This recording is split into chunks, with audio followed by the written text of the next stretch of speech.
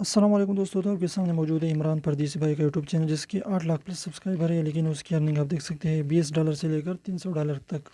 इतने कम क्यों है, इसकी वजह मैं आपको बताता हूँ।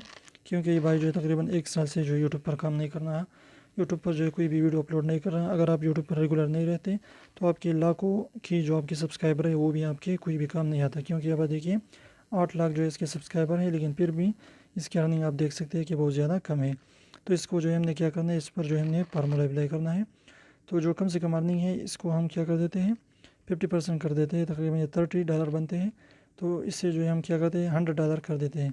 क्योंकि कम से कम जो है $100 तो इसका महीने का बनेगा। क्योंकि इसके 8 लाख प्लस सब्सक्राइबर हैं, तो कोई ना कोई व्यूज़ तो इसको ज़रूर भी ज़रूर मिलेगा।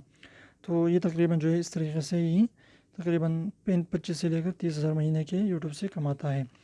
तो उम्मीद करता हूँ छोटे से वीडियो को पसंद है तो प्लीज़ वीडियो को लाइक कीजिए, चैनल को सब्सक्राइब कीजिए।